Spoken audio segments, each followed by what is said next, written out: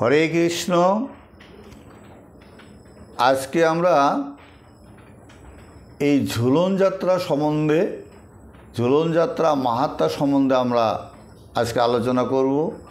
তাই আপনাদের কাছে আমি এই ঝুলন যাত্রা মাহাত্ম্য সম্বন্ধে পৌঁছে দিতে চাই, যেন আমরা সকলেই এই ঝুলন যাত্রা মাহাত্ম্য সম্বন্ধে জানতে পারি এবং এই ঝুলন যাত্রা করলে আমাদের কি পুণ্য ফল হবে এবং তার মাহাত্ম্য বা কী হবে, এরকমটা আমরা জানতে চাই। তো আমরা সকলেই সমবেত হয়ে আমরা এই ঝুলন যাত্রা মাহাত্ম্য সম্বন্ধে আজকে আমরা জানব। তো ঝুলন যাত্রা শুরু হচ্ছে 16ই আগস্ট। তো 16ই আগস্ট থেকে শুরু হচ্ছে ঝুলন যাত্রা এবং 18ই আগস্ট পর্যন্ত ঝুলন যাত্রা থাকবে। এই 5 দিন ব্যাপী ঝুলন যাত্রা থাকবে। তাই এই পবিত্র রূপিণী একাদশী থেকে পূর্ণিমা পর্যন্ত ঝুলন যাত্রা বা রাখি পূর্ণিমা বা ঝুলন পূর্ণিমা বলে বর্ণিত আছে। তো এই পূর্ণিমা হচ্ছে পয়লা ভাদ্র 1431 শতাব্দে 18ই আগস্ট 2024 রবিবার রাত্রে 2টা 37 হইতে 2রা ভাদ্র 1431 শতাব্দে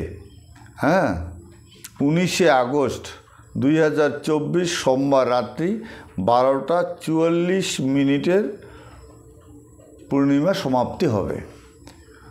তো এই শ্রাবণী পূর্ণিমা ব্রত উপবাস নিশি পালন রাত্রিতে শ্রীকৃষ্ণের ইন্দ্রাদিদেব বিহিত গন্ধর্ব অনুষ্ঠিত ঝুলন যাত্রা সমাপন হবে। ইহাই রাখি পূর্ণিমা বা ঋষি তর্পণ বা সৌভাগ্য পূর্ণিমাও বলা হয়ে থাকে। তাই আমরা এবার এই ঝুলন সম্বন্ধে বা ঝুলন মাহাত্ম্য সম্বন্ধে যাব। তো ঝুলন মাহাত্ম্য সম্বন্ধে জানতে গেলে ঝুলন যাত্রা কথাটা এই রকম, ঝুলন যাত্রা কথাটার মাত্রা হলো 12 মাসে 12টি যাত্রা আছে। যেমন রাসযাত্রা, যেমন দোল যাত্রা, চন্দন যাত্রা বৈশাখে, রথযাত্রা, এরকম বিশিষ্ট বিশিষ্ট যাত্রা উল্লেখ আছে। এবং এবার ঝুলন যাত্রা। তো এই ঝুলন যাত্রায় আমরা ভগবান শ্রীকৃষ্ণ রাধাকে দোলনাতে ঝুলাবো। তো কীভাবে ঝুলাবো? এই ঝুলানির যে পরিকাঠামোটা সেটা হচ্ছে আমরা সুন্দর করে একটা গাছের পাতা, ফল, এ দিয়ে আমরা সুন্দর করে দোলনাটাকে সাজাবো। এই সুন্দর করে দোলনাটাকে সাজিয়ে শ্রী রাধা গোবিন্দ সেখানে অভিষেক করে, রাধা গোবিন্দকে অভিষেক করে সেই দোলনাতে আমরা চাপিয়ে দেব। আর দোলনাতে যখন আমরা চাপিয়ে দেব, এবার দোলনাতে আমরা ঝুলাবো। সেটা কিভাবে ঝুলাবো, তাকে দোলনাতে কিভাবে দোলাবো, সেটার দিক দিয়েও আমাদের লক্ষ্য রাখতে হবে। পূর্ব থেকে পশ্চিমে সূর্য অস্ত হয়, পূর্বের দিকে ওঠে, পশ্চিমে অস্ত হয়। তাই পশ্চিম থেকে, পূবের থেকে পশ্চিমে টানতে হবে রশি দিয়ে। তাই যেমন রথে রশি দিয়ে টানলে কি হয়, আর পুনর্জন্ম হয় না, ঠিক তেমনই এই ঝুলন যাত্রায় যদি আমরা ঝুলানোর যে রশিটা দিয়ে টানতে হবে, সেই রশি দিয়ে যদি আমরা দোলনাকে দোলাই এবং সেই রশিটা নিয়ে হাতে নিয়ে যদি দোলাই, তাইলে আমার আর পুনর্জন্ম গ্রহণ করতে হবে না। তাই ভগবান কেন বলছে যে আমাকে কেন ঝুলন করতে হবে? ভগবান বলছে আমি সদা সর্বদার জন্য মর্তভূমিতে আমি আসব, কারণ আমার বহু ভক্ত অর্থাৎ সন্তান সম যারা ভক্ত তারা আমার অপেক্ষায় থাকে। তাই আমি তাহাদেরকে দর্শন দেওয়ার জন্য বা তারা আমাকে দর্শন করার জন্য, স্পর্শন করার জন্য তারা আমার দিকে তাকাইয়ে থাকে। তাই এই ঝুলন যাত্রা, এই ঝুলন যাত্রাতে আমাকে যখন দোলনায় ঝুলায় তখন তাদের কাছে আমি কৃপা দৃষ্টি করি, তারা যেন আর পুনর্জন্ম গ্রহণ করতে হয় না। আমার ধামেই তারা আমার ধামেই তারা যেন যাইতে পারে। তাই এখানে প্রশ্ন আছে, যারা এই ঝুলন যাত্রা, রাসযাত্রা, দোল পূর্ণিমা, দোলযাত্রা ইত্যাদি এই ভগবানের লীলাসমূহকে বিশ্বাস করেন, তারাই একমাত্র ভগবানের কাছে লীন হতে পারেন। আর যারা বিশ্বাস করেন না, কুয়োর ব্যাঙ কুয়োতেই থাকে, তাদের নরক যন্ত্রণা অবশ্যই হবে। তার প্রমাণ এখন বলতে গেলে অনেকটা লম্বা হবে। তার প্রমাণ হলো, কোনো একটা ব্যাঙ কুয়ায় পড়ে গেছে আর কোনো একটা ব্যাঙ সাগরে ভাসতেছে। তা সাগরের ব্যাঙটা সেই কুয়ার দিকে এসে চেপে বলতেছে যে তুমি যে কুয়ায় আসো, কতটুকু জায়গার মধ্যে আসো, তুমি বের হয়ে আসো, দেখো সাগরের কত জল, কত সুন্দর জায়গা, সূর্যের আলো, তুমি তো কিছুটাই পাও না, তাই তুমি চলে আসো। তো কুয়োর ব্যাঙটা বলছে যে কত বড়, না 5টা কুয়োর মতো সমান হবে, না 10টা কুয়োর সমান হবে। তখন সাগরের ব্যাঙটা বলছে যে তুমি বের হয়ে আসো, দেখো কুয়োতে কতটুকু জায়গা এবং সাগরে কতটুকু জায়গা, তুমি সেটা লক্ষ্য করতে পারবে। কুয়োর ব্যাঙ বলছে যে আমি কুয়োর ব্যাঙ কুয়োয় থাকবো। তার মানে তার কাছে ভগবানের কাছে বিশ্বাস নাই এবং শাস্ত্র তারা মানে না, তাই তারা কুয়োর ব্যাঙ হিসাবে তারা কুয়োতে থাকবে। তাই ঝুলন যাত্রা সম্বন্ধে আমি আসছি। এই ঝুলন যাত্রা একদিন ললিতা আদি সখীগণ এই ঝুলন যাত্রা আসবে, ঝুলনের সাজসজ্জা করা শুরু করলেন। তারা একটা দোলনার মধ্যে সাজানো শুরু করলেন, গাছের পাতা, লতা, গাছের ফুল, ফল দিয়ে খুব সুন্দর করে তাহাকে সুশোভিত করলেন। তা সুশোভিত করার সময় নারদ এমন সময় আসলেন।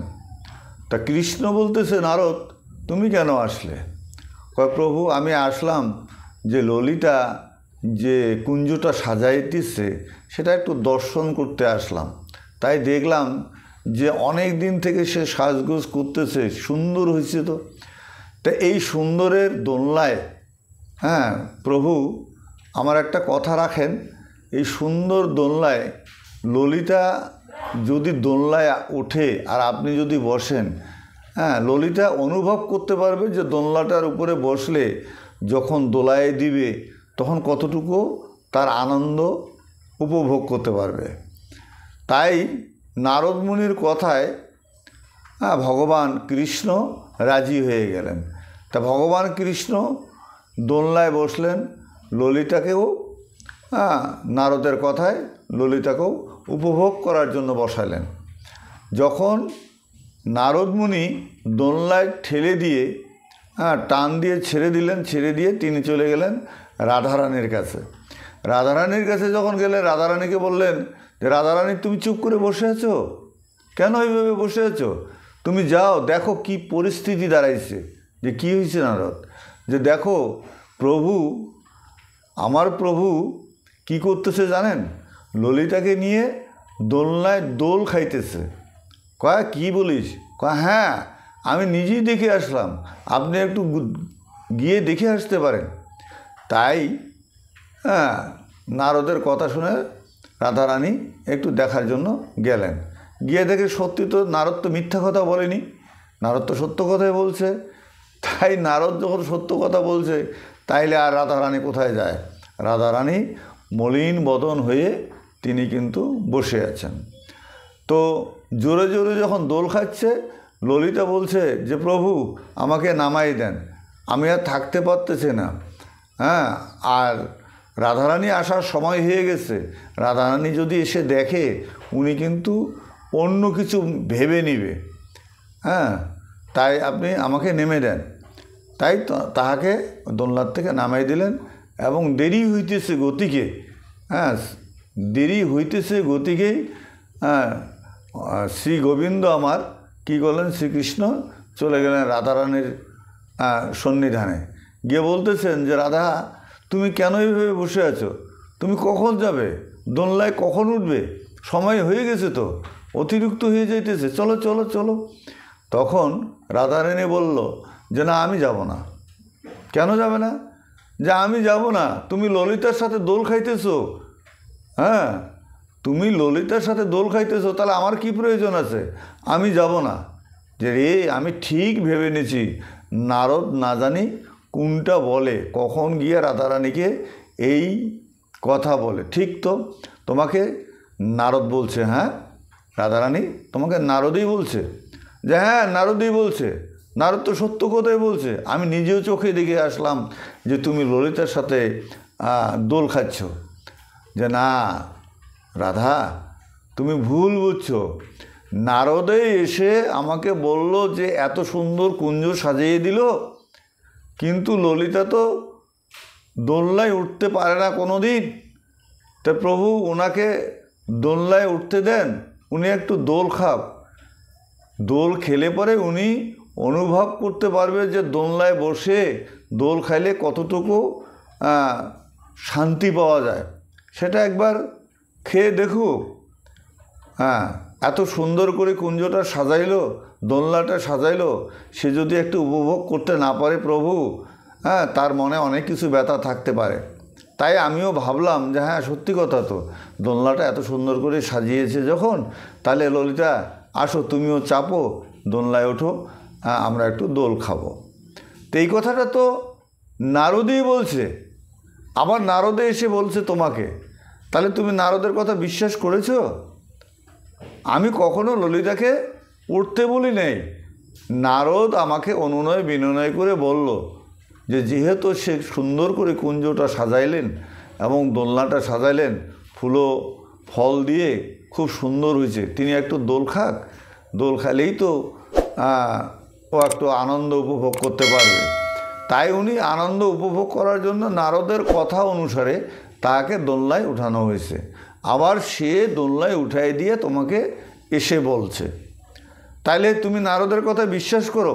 তুমি দেখছো ঠিকই, কিন্তু নারদের কথায় তুমি বিশ্বাস করো না। আমি কখনো বলি নেই ললিতাকে যে ললিতা তুমি দোলনায় বসো, তুমি সুন্দর করে সাজাইছো, তুমি দোলনায় বসো।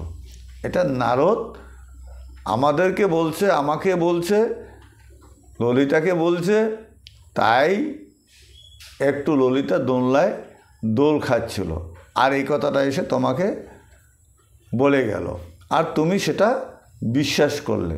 চলো আমরা দুজন এবার দোলনায় উঠব, আর ললিতা আদি সখীগণ সবাই মিলে সেই দোলটাকে দোলাবে, আর আমরা দোল খাবো। তাই এই দোলনার দোল খাবে, এটা দর্শন করা বহু পুণ্যফল, বহু জন্মের পুণ্যফল, এবং দোলনার রশি নিয়ে টানলে আরও বেশি বেশি পুণ্যফল, তাকে আর পুনর্জন্ম গ্রহণ করতে হবে না। তাই এই শ্রাবণ মাসে এই একাদশী, পবিত্রা রূপিণী একাদশীর থেকে পূর্ণিমা পর্যন্ত এই 5 দিন শ্রীমতী রাধাকে নিয়ে কৃষ্ণ আমার দোল খাবে। এবার বাড়িতে যদি আপনারা এই ঝুলন যাত্রা শুরু করেন, যদি আপনি মন্ত্র তন্ত্র কিছু নাও জেনে থাকেন, হ্যাঁ, তবু আপনি হরিনাম সন্ধ্যা সকাল হরিনাম করবেন, সন্ধ্যা আরতি করবেন, এবং সন্ধ্যায় ভোগ দেবেন, মধ্যাহ্নে ভোগ দেবেন, হ্যাঁ, সকালে বাল্য ভোগ দেবেন, এবং ভগবানের যে কাপড় সেটা দৈনন্দিন, হ্যাঁ, বাসি কাপড় ছেড়ে দিয়ে দৈনন্দিন অভিষেক করাবেন, স্নান করাবেন, হ্যাঁ, পঞ্চামৃত দিয়ে স্নান করাবেন, শঙ্খ জল দিয়ে স্নান করাবেন, এবং তাকে বাল্যভোগ দিবেন, হ্যাঁ, হলুদ রঙের মিষ্টি, হলুদ রঙের আপনি যদি নিজে যে কাপড়টা ব্যবহার করবেন সেই কাপড়টাও যেন হলুদ হলে সবচেয়ে ভালো হয়, এবং রাধা গোবিন্দকে হলুদ কাপড়ই ব্যবহার করার জন্য পরিবেশন করবেন। হ্যাঁ, এবং আপনি যদি ভোগ নিবেদন করতে না জানেন তো আপনি এই মহামন্ত্র হরে কৃষ্ণ কৃষ্ণ কৃষ্ণ হরে হরে, হরে রাম রাম রাম হরে হরে, এই মহামন্ত্র দিয়ে আপনি গোবিন্দকে বলবেন যে হে প্রভু, আমি মন্ত্রহীন, হ্যাঁ ভক্তিহীন, তাই তুমি কৃপা করে এই ভোগ প্রসাদ তুমি গ্রহণ করো, তোমার উচ্ছিষ্ট প্রসাদ, হ্যাঁ তুমি কৃপা করো, তোমার উচ্ছিষ্ট প্রসাদ যেন আমি গ্রহণ করে আমি আপনার সান্নিধ্য লাভ করতে পারি, এটাই আপনি আমাকে কৃপা দান করবেন। এটা বলে আপনি আরতি করবেন এবং ভোগ নিবেদিত করে আপনি বাইরে গিয়ে 15 মিনিট দাঁড়াবেন। 15 মিনিটের মধ্যে আপনি হরিনাম সংকীর্তন করবেন, যেটা বললাম হরে কৃষ্ণ কৃষ্ণ কৃষ্ণ হরে হরে, হরে রাম রাম রাম হরে হরে, এই মহামন্ত্র করবেন এবং কাশি বাজাবেন। হ্যাঁ, কাশি বাজাবেন 5 দিনেই কাশি বাজাবেন, আর ভগবানের নামে হরিধ্বনি দিবেন এবং সন্ধ্যা আরতি করবেন, সকালে প্রাত আরতি করবেন এবং হরিনাম কীর্তন বেশি বেশি করবেন, তাহলেই ভগবান আপনাকে অবশ্যই কৃপা করবেন। হরে কৃষ্ণ। যদি আপনাকে এই ভিডিওটা ভালো লেগে থাকে তো আপনি একটা সাবস্ক্রাইব করবেন, এবং আমি অনুরোধ রাখব আপনারা সকলেই বাড়িতে যদি ঝুলন যাত্রা করতে না পারেন, পাশাপাশি হয়তো মন্দির আছে, সেই মন্দিরে গিয়ে আপনারা সহযোগিতা করবেন এবং সেই ঝুলনের রশি টানবেন এবং ভগবানকে ভক্তিপূর্ণ নিবেদন জানাবেন। হরে কৃষ্ণ। নিতাই গৌর হরি বল।